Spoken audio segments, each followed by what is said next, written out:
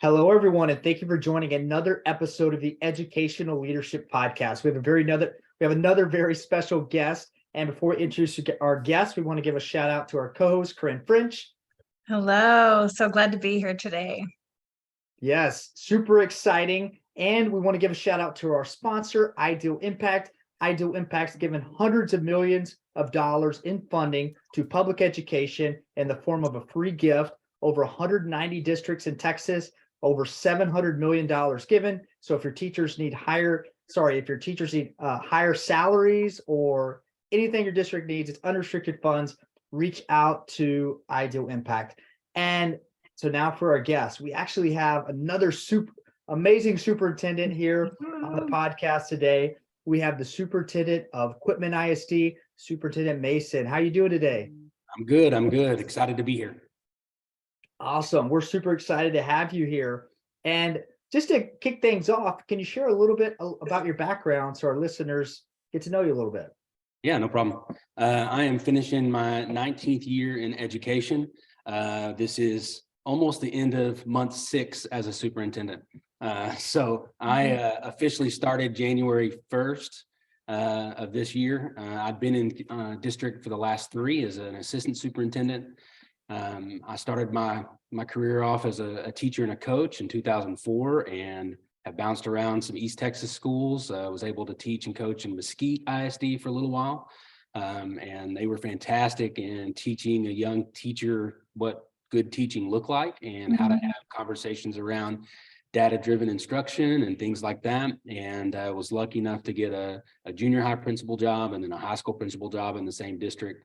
And then to get a little closer to family, ended up in Quitman, Texas, and I've been here for the last 4 years.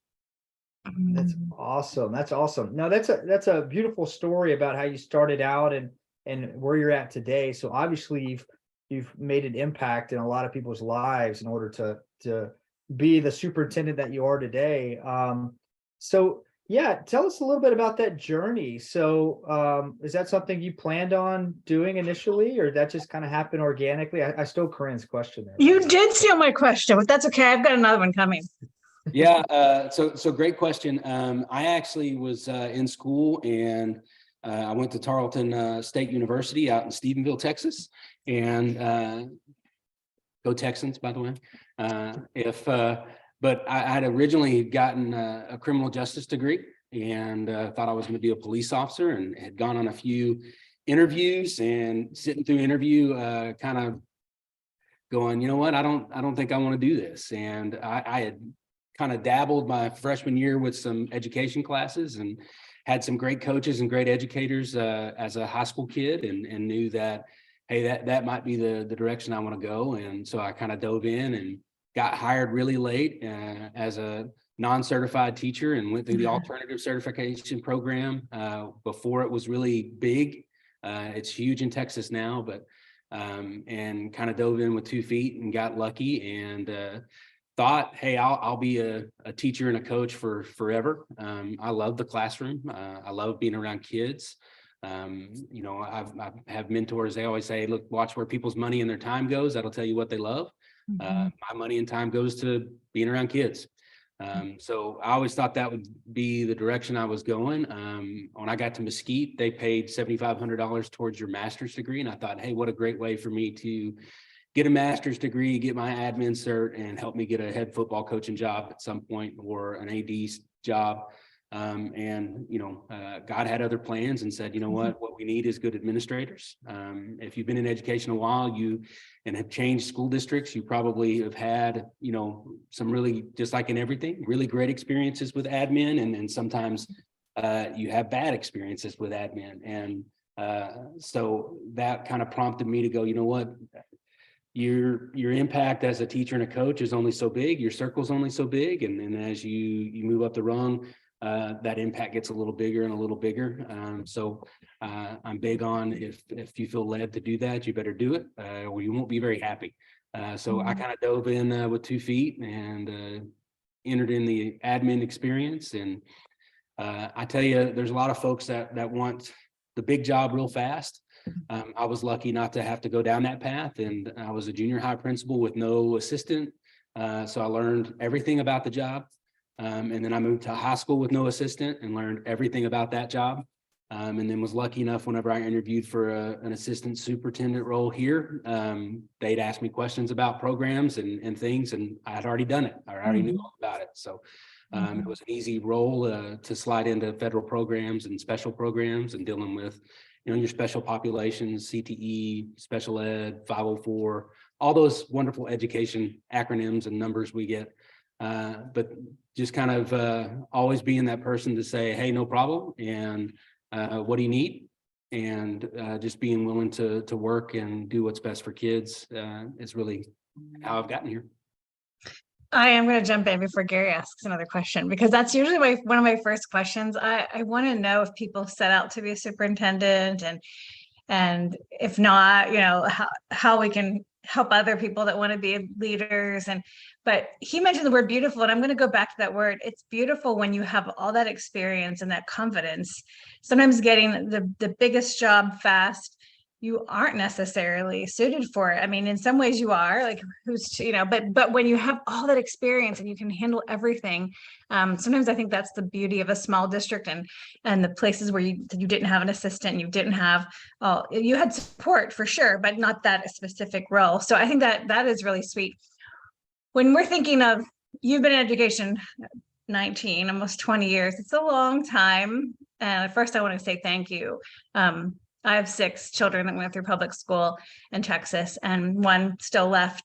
And those teachers and coaches are the other mothers and fathers to our children. And it's so important. So thank you for that consistency. New to the superintendent space though. Yeah. So what kind of advice do you have for others? I think we have a lot of people retiring in Texas in the next, well, already many did. What kind of advice do you have for some admins that are out there? Maybe they're not sure if they want to take on that role. Help give them some confidence. Yeah, I think the first thing is to have a conversation with your current superintendent. And really, I was lucky. I was across the hall from ours. She was fantastic. She's been a great mentor for the last 4 years. Her name is Rhonda Turner, and she did retire last year. So when I hired on, that was always kind of the plan of, hey, we know within X amount of years, this retirement's going to take place. And so she was a great mentor to me of, hey, as we work through things, I was included in a lot of stuff because of that understanding of, hey, we're going to see if Chris can handle this or not. And if he can, we'll continue to walk down this path. But I think you really, step one is have a conversation with your current superintendent. I'm really blessed in the fact that, one, I have a fantastic wife who's in education as well. She's an educational diagnostician, does special ed testing and things like that. Just got her first assistant principal job, so I'm excited. Oh, congratulations. But and she's crazy enough even after seeing me do it. So she's I'm really blessed, and I have a father-in-law that was a superintendent of schools for 20 plus years. So it's having those conversations with current folks and understanding, hey, am I willing to do all the things that a superintendent has to do day to day? Because it's much different. And that's been the biggest change, even from assistant superintendent and sliding into this, is the role is much different. So as an assistant superintendent, it was very administrative heavy. I did a lot of paperwork and reports and compliance. And this is very front facing. And you have to remember that you're never not the superintendent. That really you are the ultimate accountable person for the school district. So it doesn't matter if it's a custodian on the campus that did something wrong, teacher, and ultimately it comes back to how you handle it and how you address it and how you take care of things and the decisions that you make. Well, and all eyes are on you. And so when you said something, I want to go back to something earlier that you mentioned, and I want to say this to our listeners. We never tell our guests what questions we're going to ask. It truly is an organic conversation. You mentioned, like, in each step of the way, the superintendent was somewhat preparing you and mentoring you to take a higher level role and see, like, can Chris handle this? Do you mind sharing, without going into detail, like a time where you're like, oh, I don't think I handled that great, and maybe how someone gave you constructive criticism or guided you? Because I think sometimes we forget to talk about those moments as leaders. And I think that can also be helpful for others that want to lead. So I think the biggest thing we can do as leaders is be reflective and be willing to grow. And that that willingness to do that means, hey, you're going to be able to take some sometimes positive criticism of, hey, Chris, you did a really good job there. But then other times, those negative criticisms of, hey, this is a growth area. So really early on, when I transitioned over from being a high school principal into the assistant soup spot, as the high school principal at another small rural school district with no APs or no anything, the way that really system was structured in that district was I ran my building. I didn't really have to ask for permission to do anything. I just did what I needed to do. And as long as it wasn't causing issues in the central admin office, then I was fine. So a lot of the decisions that I made were quick and decisive and not very collaborative as a high school principal in that state. And I would talk to my teachers and things like that, but not outside my four walls. So that was probably the biggest learning moment, is as an assistant superintendent, walking into a decision and being used to making it quick, made the wrong decision. And Ms. Turner was able to bring me in and say, hey, walk me through your decision making. And I walked her through it and she said, that was too fast. Oh, You didn't gather enough information. So before you make that quick decision, slow down. It doesn't have to be that decision right now. So my current assistant soup, I've got another director of federal programs as my cabinet. They laugh at me because my term is, let me sleep on them. And they, they'll ask me a question and they'll see me thinking and they're like, I know you're going to sleep on it. I will. Thank you for sharing that. I think, have time to process, think, and pull more information. So I know for me, being reflective, I have the tendency to be okay with being the decision maker and going, nope, do this. And that's great. And it's worked for me for many years. And it's, I think, a good quality that I have, but it's also a quality that can get me in trouble if I don't go, okay, well, what am I missing? And, we had that discussion as a leadership team too. It's having people in your corner that will go, hey, I don't know if you thought about this or not. I was watching TV one day. You say organic, so I'm gonna tell you my story. Watching TV one day, and one of the worst commercials I've ever seen in the history of commercials came on, and it was for siding, I think, on a house, but you could tell an older man who has probably owned this company for 70 years, and he had a lot of people in his corner just telling him it's great, we love it, and he didn't have anybody willing to go, hey, this is a bad commercial. And so I brought that up to my people of, I need you to be able to be okay with me and us have a strong enough relationship that if it's not a good idea, or we're going down a wrong path or a bad path, for you to go, hey, this is a bad commercial. And so we can hit pause and look at stuff and make good decisions. And that's one of the things I think was a big learning piece for me is, okay, especially at the top, the larger your circle gets, the slower you need to go sometimes and go, how does this impact and affect? And Ms. Turner was great at that for me, mentoring me through that of, hey, go through your steps. Who does this all impact? And at the bottom, at the very most important piece, does it impact kids in a positive way?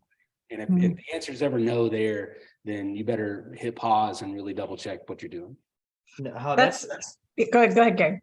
Yeah. I think that's so important, especially in public education, or any large organization, right? So you, as a leader, people, they want to impress that leader, right? They want to be liked by that leader. And so there was a couple of case studies we did in college, and one was related to like hikers hiking up Mount Everest, right? And they had some guides there, and there were some people that had hiked before, and they knew, some of the challenges, but for whatever reason, some things were overlooked, and they just followed the guide's lead. And there was another scenario that had to do with like, one of our presidents in the past, and so that's a great point. I know in the executive education that I had gone through, they talked about like delegating people in the group, or basically saying, okay, now let's play devil's advocate. What's wrong with this idea? So I kind of see where you're going with that. That makes sense. And it's obviously a strength, right? The strength to make decisions and make quick decisions, right? Because there's a lot of people out there, they never make any decisions, right? They sit on it and they ponder on it, and months and years go by, and then eventually, something forces them to make that decision, and now it's even a bigger problem. But so yeah, I think that's so important of like, one, make quick decisions, but also have some checkpoints along the way to check yourself. So that's very cool. Well, so looking back a little bit more. So you're superintendent now. When you reflect on that journey, I imagine looking back, it seems like it happened so fast. Is there anything that if you could go back in time, like, would you maybe do something a little bit different or embrace certain moments more? Because life changes quick, right? Yeah. I think my biggest piece of advice to anybody, and it makes me laugh because I go tell people, well, I've been doing this basically 20 years now, and that went quick. But I was a coach for the first part of it, so a lot of hours in the day spent with other people's kids. And then I've got two twin 13-year-old boys now. It's okay to go home and to find that balance, to put your phone down, to not check your emails, to I get to go on vacation here in a week or so, and my assistant soup's not. So I'm going to tell her, you handle it. If it's not on fire or bleeding, don't call me. And be okay with letting go of the control of that some. But because at the end of the day, we don't get that time back. And so a lot of folks that are getting into admin now, what I see whenever we interview for principal spots, they tend to be younger and younger. And I would tell them, as a superintendent, when I look for administrators, I want to see people that love being in the classroom. And if I get a feeling or I get a look that you really just trying to get away from that, trying to get out of the classroom, then you're probably not going to be high on my list, because ultimately, one of my favorite questions is, tell me your favorite experience so far, or your favorite memory so far of education. And most of the time, especially if the educator's been in education a while, it comes back to running into a kid outside of school, or a kid who's graduated and moved on, and they run into, and there's some connection that's still there. And it's impactful and deep and powerful. And if I'm in a conversation with someone and they don't have that type of why, then we won't hire them here at Quitman. That's one of the things that we worked really hard this year on, is building a teacher profile of, hey, these are the folks that will be good for our team, and then empowering our principals to go, if that person doesn't meet these things, then they can't come work here. And putting our bar and raising our standard to a spot to say, look, if you want to work here, you have to be this good, and you have to be willing to grow and be better. And if you're not, it's okay. Someone else will hire you, but we won't. And that's just.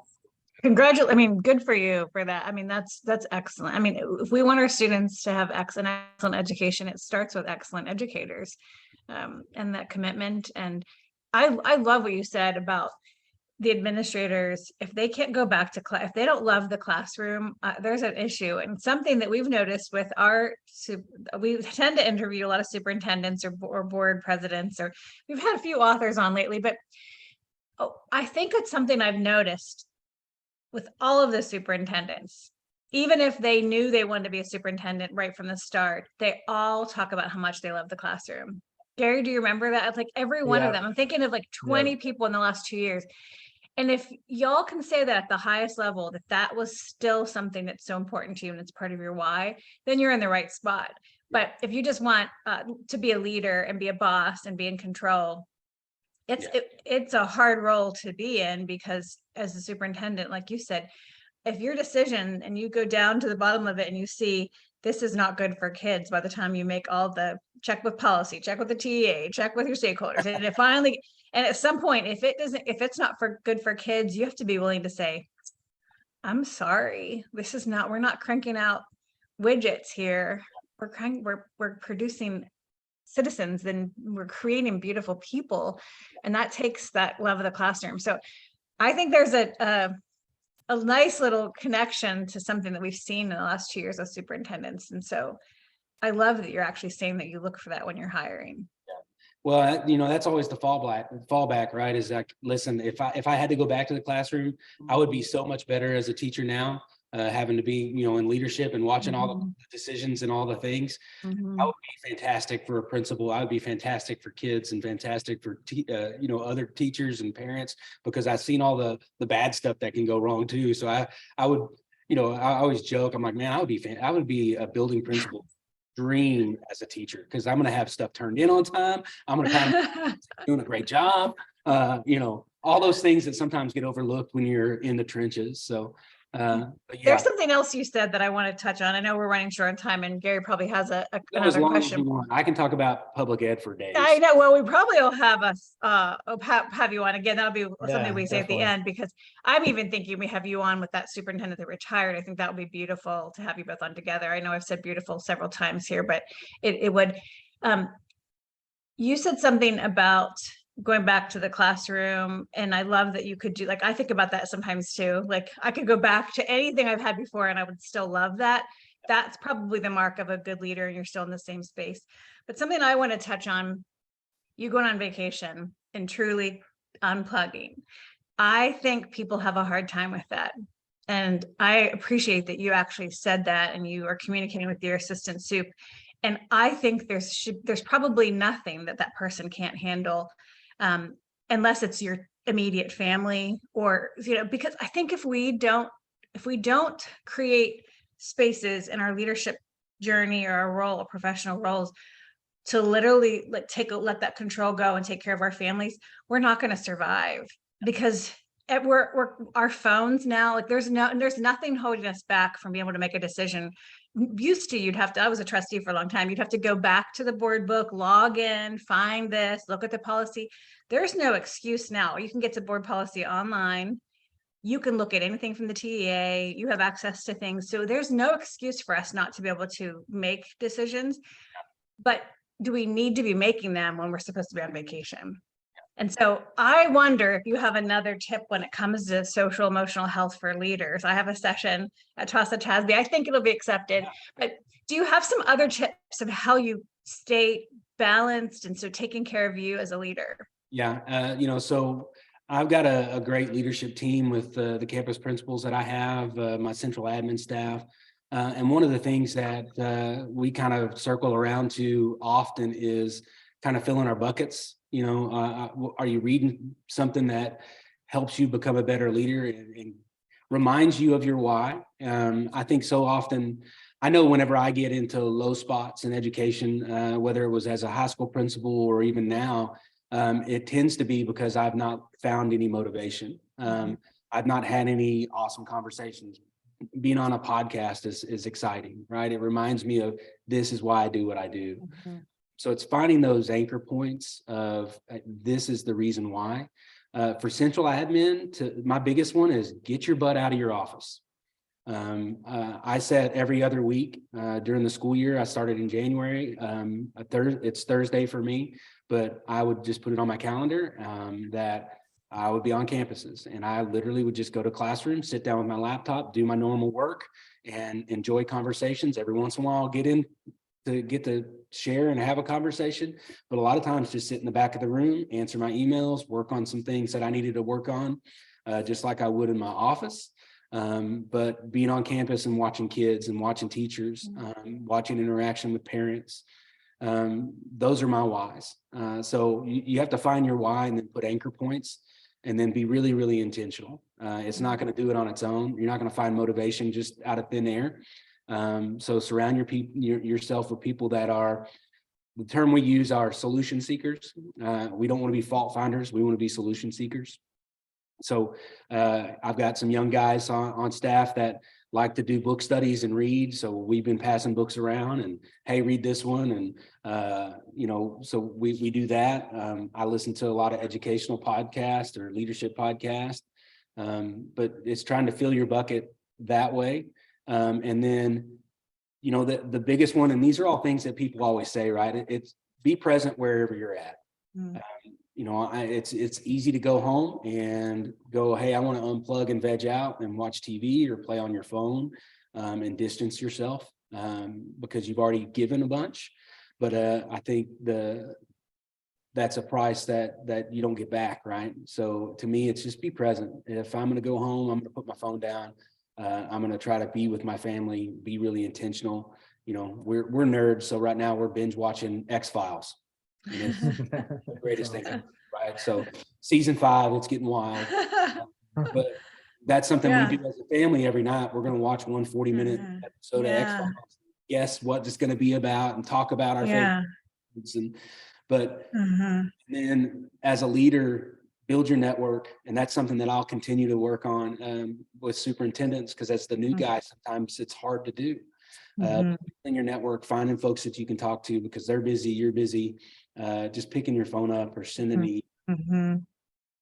Yes, I love that. Building the network. I texted myself what you said about the anchor points. I think of like the why, but I love how you're saying anchor points, because that could be a whole other podcast, like finding the why, the anchor points.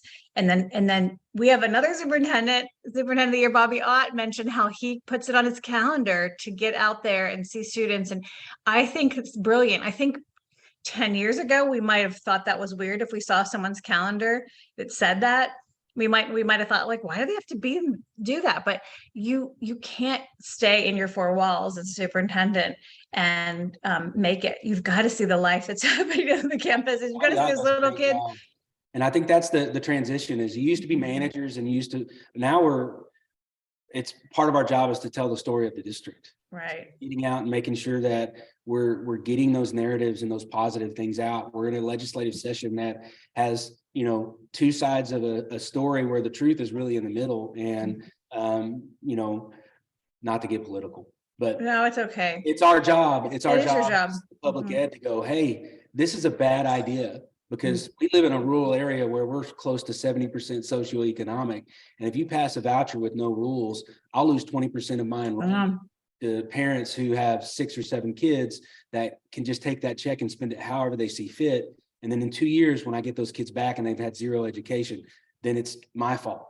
It's Ed's fault. So let's make good decisions for our kids. I could care less. Make one system fair for all of us, and public ed will win. It will.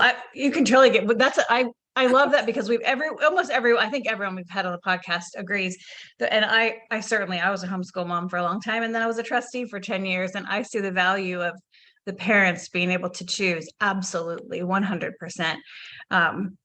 But there is no such thing as a way for a student in my rural area to go to a private school. Only the wealthy students will be able to afford that.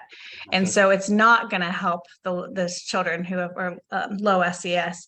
It won't help them at all, and it will hurt the system. And I think that it's okay. I think it's okay for us to say things like that when we know public schools shouldn't be partisan, and somebody has made it partisan the last, 50 years or so. And I don't know exactly when. I have ideas, but it's not right. So it's okay to say that. And we appreciate that. What y'all do for all students is something that it can't be like every other business on the planet.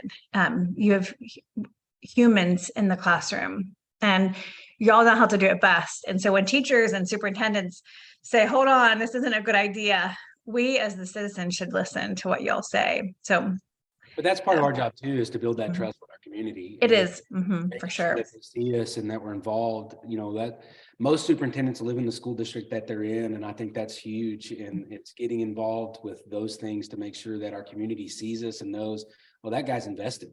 See him at church. I see him at Rotary and Kiwanis and all these, for us, a small rural community, we have, 1,200 different community events. They're going to see me there because my family's going, and we're going to be there and be part of it and say, listen, I'm invested not because I get a paycheck from Quitman ISD. I'm invested because I have 2 knuckleheaded sons that I want to.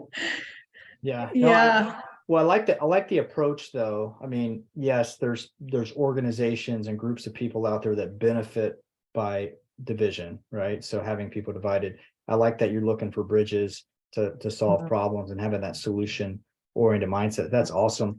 I know we're running short on time here, so I'll ask the last question, the most difficult question of the podcast. If you were to have someone else come on the podcast and share their story, what's the first person that comes to mind? Ooh. I think that's a great question. You would have more than one. My retired mentor teacher, Rhonda Turner, because she has so much good experience and so many years in this thing.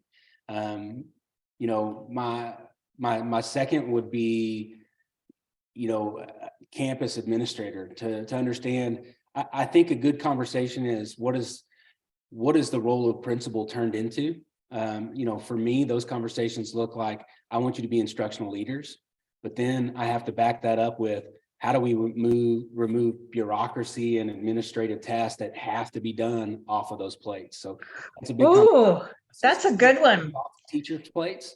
I want my teachers to be teachers. I don't want them to be paper pushers, and I want them to be excellent instructors, and I want them to put their content and come in and be rock stars in my classroom. So how do we take stuff off their plate? Well, I want the exact same thing for my principals. I want them to be rock star instructional leaders. Well, that means I have to start working on those systems and practices to take administrative stuff off of their plates and make it efficient and intentional, so that they have built-in times. You said calendar earlier. To me, that's huge. But I think talking to an established, if you can find a 20-year, 10 or 15-year plus principal that I've been a principal for 10, 15 years, to talk to them about how has this thing changed? You've gone from manager to now the emphasis is instructional leader, but really you're still both. That's a great conversation to me. Gary, I think that would be great. We were thinking of having some kind of a digital conference, and I think that would be a great topic. No one has mentioned that.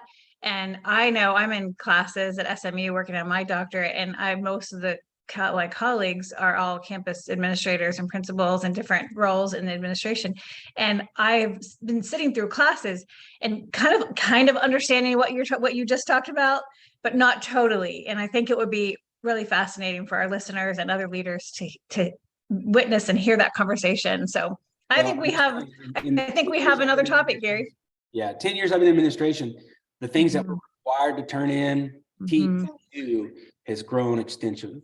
So we have more admin, we have more support staff because the bureaucracy of public ed has grown because of mandates and things that we are supposed to check off on and say, yes, we're doing that. Yes, we're doing that.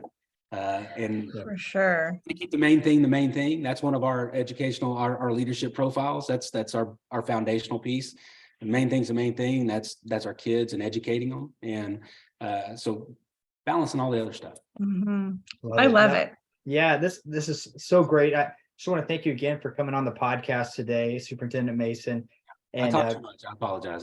We really do wish we had more time, but I think our listeners like a shorter one. Fair enough. But we'll have you on again. Yes. Right. We've covered some things that we can expand on even more in the next podcast. So I'm looking forward to you coming on here again. If you're willing to, that would be awesome. They win. All right. Also awesome. Yeah, super excited. Love the conversation. Very inspirational. There were some nuggets. Hopefully listeners got in on the podcast. We talked about the journey to superintendent. We talked about mindset. Talked about a lot of things that could help you in different stages of your career. So super excited about today's discussion. Corinne, thank you for being an amazing co-host. And before we close out, we do want to give one more shout out to our sponsor, Ideal Impact. Ideal Impact's given hundreds of millions of dollars to school districts around Texas, over 700 million given, over 190 districts. If your district needs unrestricted funds in the form of a free gift, it's not a grant, it's actually recurring revenue that goes to your district. Reach out to Ideal Impact and stay tuned for future episodes of the Educational Leadership Podcast.